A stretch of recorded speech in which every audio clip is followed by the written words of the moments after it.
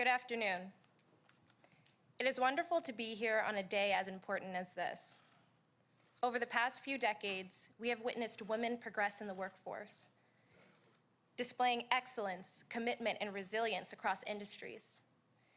We have seen women rise to be champions for change, pioneers of thought, all while wrestling with systems that have been unable to upgrade at the same pace as them. Brava, ladies. The strength of unequal pay rests on the notion of unequal value. It is an issue of equity. When men began sports leagues, they were supported by billions in taxpayer subsidies. They were prioritized in media and afforded time to grow. The investment was great, and the return was great. I have watched and joined a league of women who are remarkable at their craft. And together we have asked for the same grace that was extended to men in the formative years of their leagues. True investment. I've spoken about equal pay in formal settings such as this and in informal exchanges. Often I'm resisted with declarations like, there just isn't enough interest in women's sports.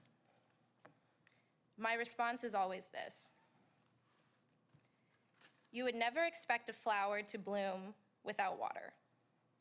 But women in sport who have been denied water, sunlight, and soil are somehow expected to blossom. Invest in women, then let's talk again when you see the return. I want to thank the U.S. Women's National Team for being an emblem of hope, a voice of reason, and a force for change. Mr. President, Madam Vice President, and Dr. Jill Biden, thank you for your commitment and attention to advancing economic security for women. We look forward to working alongside you. Now it is my distinct pleasure to introduce the First Lady of the United States, Dr. Jill Biden.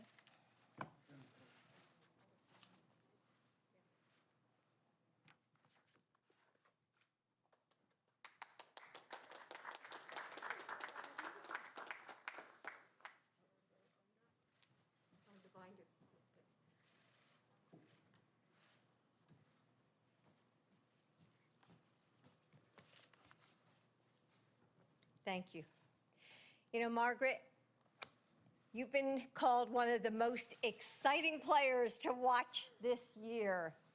And though you are new to the national team, you've already stepped up to serve on the league's collective bargaining executive committee. So thank you for your leadership and for being a role model to so many young women and girls around this country. Thank you. So hello, everybody, and welcome to the White House. When I got my first teaching job, I was thrilled. After years of getting my degree and substitute teaching, I was finally going to be able to start the career that I had been dreaming about. And then I found out that they were paying me only 75% of the man who was actually hired the same time. I couldn't believe it. It wasn't just the money, though that was unfair. It was the lack of respect, the discrimination. Why was my work worth less? We were working the same hours, teaching the same number of students, and had similar experience. Well, that was in 1975.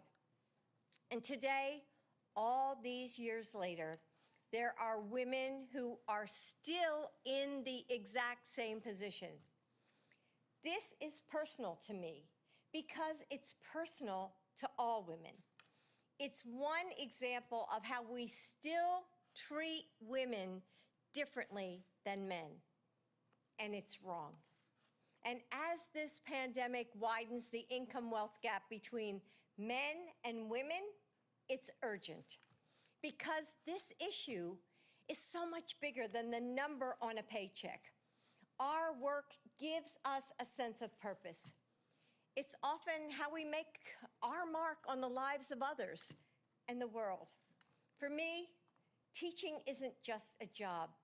It's part of who I am.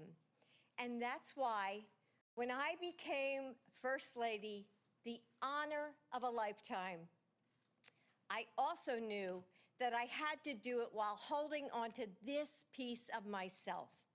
I had to keep teaching. As Joe's dad used to say, a job is so much more than a paycheck. But our paychecks reflect how we are valued by our employers and even by our communities. How do we value women when they have to work 3 months and 24 days longer to make the same amount as their male colleagues? How do we value the Black and Latina women who have to work many months more just to make up that same number? Equal work deserves equal pay, no matter who does it. And since my first teaching job, we've made progress in many ways. But I don't want my granddaughters to having to fight this same battle. I don't want them to worry about getting paid less solely based on their gender. It's way past time to pay women equally. And with the passion and dedication of leaders like Megan Rapinoe, I know we can get there. And Megan, you'll have to forgive me, but I decided not to dye my hair purple again. The last time I saw her, I sprayed purple on my hair. But that doesn't mean I'm any less excited that you are here. One of my most cherished moments with my grandkids was watching the U.S. women's soccer team win the World Cup in 2015. They were in awe of you, especially our soccer player, my granddaughter Maisie. And then you went on to become the first team in history to win 4 Women's World Cup titles. You've shown again and again and again that grit, skill, and the ability to bring home championships have no gender. And you've been fearless in your mission to make sure that pay has no gender either. In fact, you and your teammates put your careers on the line for this cause. When you saw your male colleagues being treated differently, you stood up and you said, enough. That courage is why you are a hero to my grandchildren and fans around the world. Over and over, you inspire us to stand tall and speak out. From our whole family, and especially our granddaughters. Thank you. Thank you.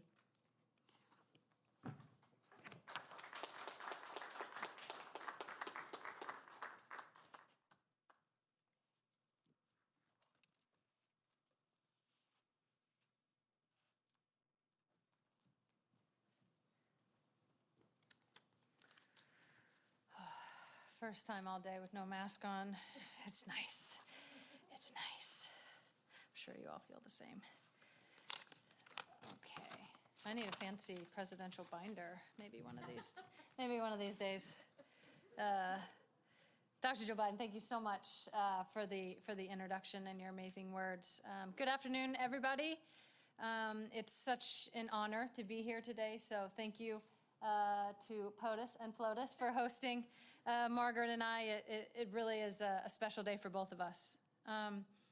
There's not many, I can probably count them on half a hand, moments where I find myself without the words to say. And today I did when I walked into the Oval Office here at the White House. Just, you can't help but pause and take a moment to acknowledge those who have walked these halls before you. Thinking about the civil rights leaders and the champions of equality and the people who never made it into the room but fought so hard so that others like me would. I can't help but feel inspired and grateful to them, and also a deep sense of responsibility. I'm a member of the LGBTQ community with pink hair, and where I come from, I could have only dreamed that I would be standing in the position I am today at the White House. I'm also a professional athlete, and I've helped along with all of my teammates virtually here today, one teammate literally here today, win 4 World Cup championships and 4 Olympic gold medals for the United States. And despite those wins, I've been devalued, I've been disrespected, and dismissed because I am a woman. And I've been told that I don't deserve any more than less because I am a woman. You see, despite all the wins, I'm still paid less than men who do the same job that I do. For each trophy, of which there are many, and for each win, for each tie, and for each time that we play, it's less. And I know there are millions of people who are marginalized by gender in the world and experience the same thing in their jobs. And I know that there are people who experience even more, where the layers of discrimination continue to stack against them. And I and my teammates are here for them. We on the U.S. Women's National Team today are here because of them. We also know what it means not only to have allies, but to be allies. We know what it means when people kneel to kneel with them. We know what it means when people stand and cheer, and we know what it's like to be in a full stadium.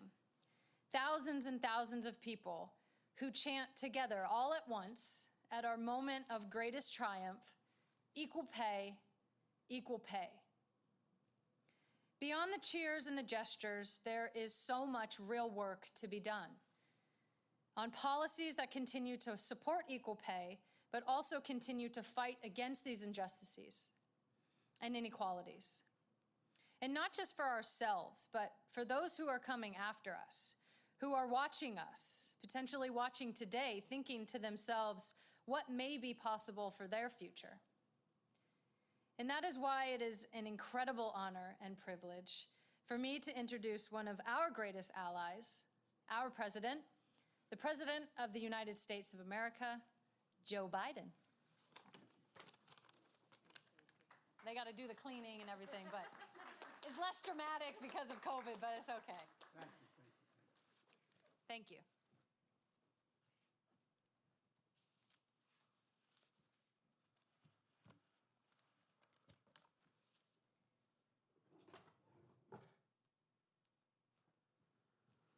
Well, good afternoon, everyone. Megan and Margaret, thank you. Thank you for being here. And all your teammates virtually, thank you as well. I'm an unadulterated fan. Not a joke. Not a joke. And both of you and your entire team, I'm not joking, have inspired our daughters and our granddaughters, who I might add are all really good athletes. One two-time All-State, my niece, All-American. There's a whole lot of talent in the Biden family athletics, almost all on the women's side of the equation. But I really thank you for what you've done. You know, you're all heroes for so many people, and that's not hyperbole to suggest that, on and off the field. You know, and it matters that you lent your voice to the issue of fair pay and decency for so many years. Megan, it's hard to believe. It was almost a year ago that we met virtually during the campaign. I said it last April when we spoke, and I'll say it again. The fact that Jill and I get to talk with you and your teammates makes us heroes with our granddaughters. Not a joke. I went so far as I took what I might say a privilege of getting our granddaughter, Maisie, who's a rising junior at the University of Pennsylvania, up taking a course right now. I got her on the phone, so all she wanted to do was meet both of these women and meet them virtually. And she's a soccer player. And as Jill mentioned, seeing you win the World Cup back in 2015, that was an incredible moment for our family and our country. And I didn't bore you with all the pictures we still have, walking on the field. No, I'm serious, and off the field. You all made me a hero with my granddaughters. And the reason we're here today is because it's Equal Pay Day, which has been around for 25 years. It was declared 25 years ago. Equal Pay Day. Though not enough people know about that, as they should. You know, it's a day that measures how much longer women typically have to work to match what men make in a single year. That's what Jill was talking about. And it's shocking when you look at the numbers. 12 years ago, when President Obama and I came into office, the very first law we enacted was the Lilly Ledbetter Fair Pay Act, and Lilly was standing at our side. This year, that year I should say, in 2009, we marked Equal Pay Day occurred in late April. By late April, women will have made at that time, on average, what men make in 12 months. They had to go all the way through January, February, March, and April to catch up. That meant that it took women until April of 2009 to earn the same amount of money that a man made in all of 2008. Another way to look at it is it took more than 15 months for a woman to earn the same amount that a man made in 12. And more than 3 extra months, it's more than that. And it's even longer for women of color. And it's wrong. This year, Equal Pay Day falls in late March, which is a little bit better, but not much, from late April to late March. And frankly, we shouldn't be satisfied until Equal Pay Day is no longer even necessary to mention at all. The reality, though, is that in nearly every job, more than 90% of the occupations, women still earn less than men. 82 cents on the dollar on average. For AAPI women, it's 87 cents for every dollar a white man earns. For black women, it's 63 cents. For Native American women, it's 60 cents. For Hispanic women, it's 55 cents. It doesn't matter if you're an electrician, an accountant, or part of the best damn soccer team in the world. The pay gap is real. And this team is living proof that you can be the very best at what you do and still have to fight for equal pay. You know, as Jill mentioned, this pandemic has only exacerbated the problem. Women are on the front lines as essential workers, particularly women of color, in hospitals, grocery stores, child care facilities, farms, factories, but they're still earning less. More than 2 million women have dropped out of the workforce since the pandemic started. 2 million. And now we're at the lowest rate of women participation in the labor force that we've been in more than 30 years. Let me say that again. The lowest percent of women in the workforce had to go back 30 years to get to where we are today. A lot of that is because so much extra weight of caregiving and responsibilities falling on their shoulders. It causes women to miss work, cut hours, and leave their jobs and care for their children and aged loved ones. That in and of itself shows some discrimination. How many men are staying home and doing it and the women staying in the workforce? It undermines financial security. And by the way, it's hard. I was a single parent with 2 children after my first wife and daughter were killed well over 40 years ago. And the fact of the matter is, I was a U.S. Senator. I was 29 years old. I was making $42,000 a year, and I couldn't afford help to take care of my kids while I worked. Thankfully, my mother, my sister gave up her job, my brother, they helped me raise my kids. It undermines financial security for women and families. It hurts our entire economy when we lose the talent and hard work of so many people. In the American Rescue Plan you've heard so much about that we just passed, it was designed to address this core challenge. It puts money directly into the pockets of people who need it the most. $1,400 checks for 85% of American households. The 100th million check has been deposited as of today, and many more are on the way. It also expanded the child care tax credit. And here's what that means for those who don't know. Right now, if you file for federal income tax, you get up to $2,000 credit for each child. But if you need help the most, if you're making a minimum wage job and you don't make enough to pay federal income tax, then you don't get this credit. But because of the American Rescue Plan we passed, if you have 2 children under the age of 6, for example, and you're making $7.25 an hour, which is the minimum wage so many people are making, you'll get a check for $3,600 per child, or $7,200. Roughly, you get $500 a month. It's mailed to you by the federal government. That's life-changing. The American Rescue Plan is going to cut poverty across the board in America by about 31%.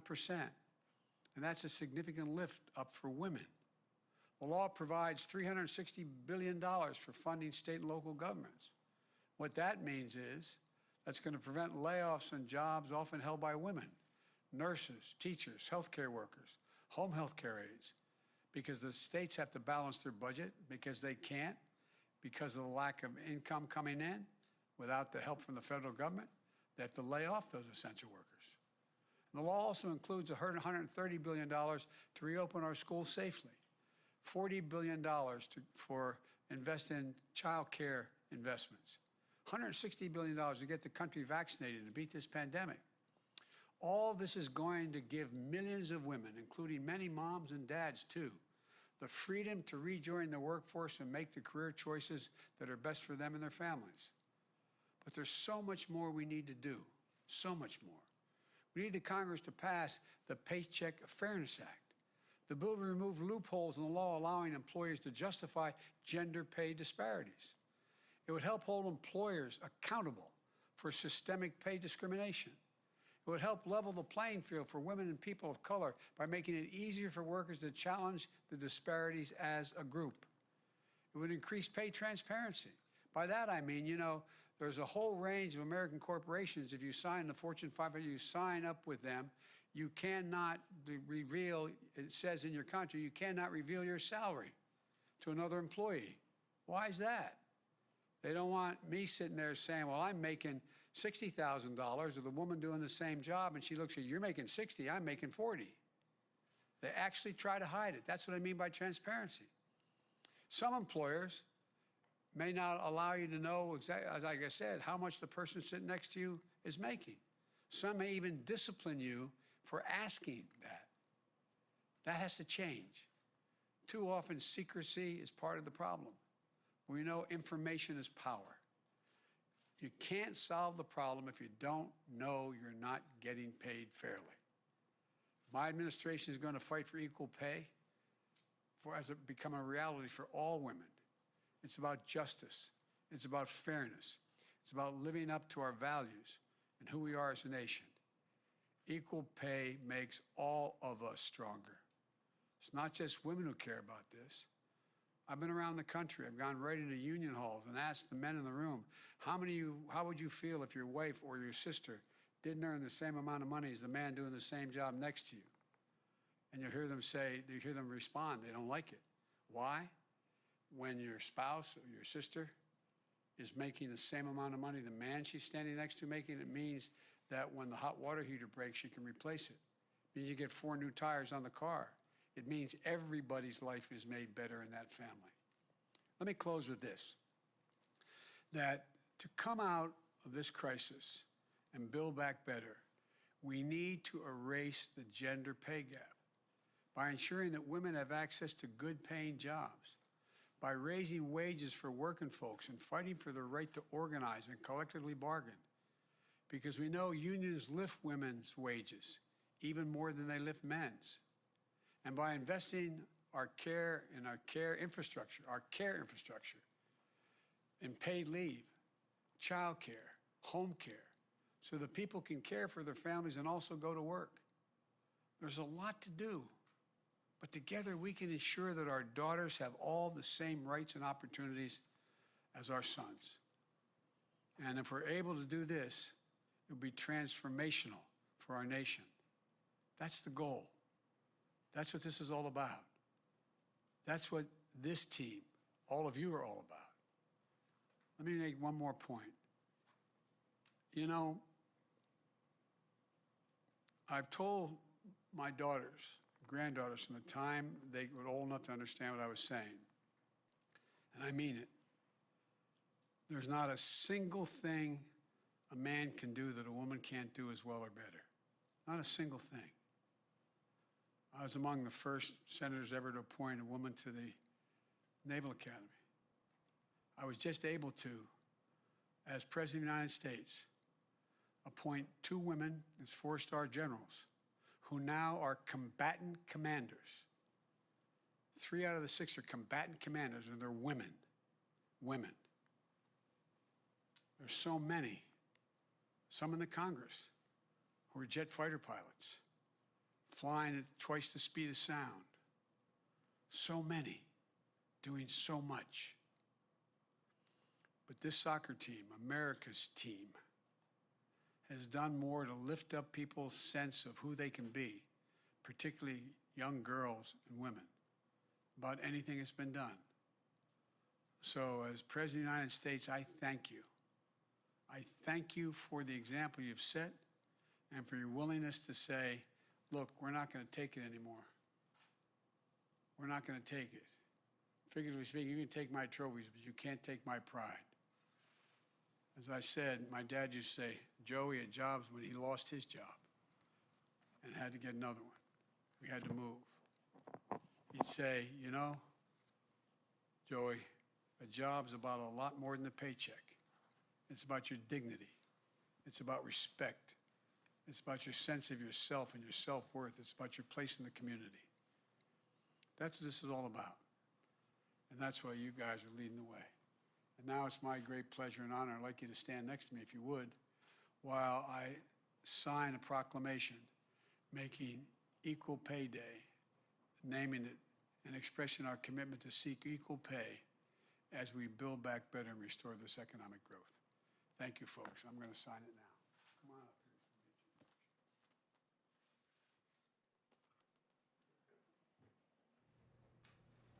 The title of the proclamation is National Equal Pay Day 2021.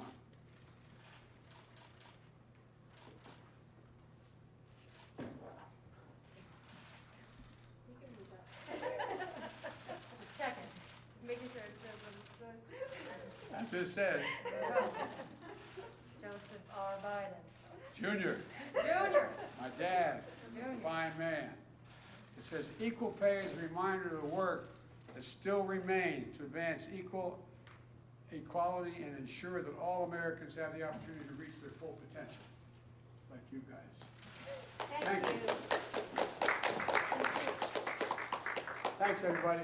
Thanks, Susan.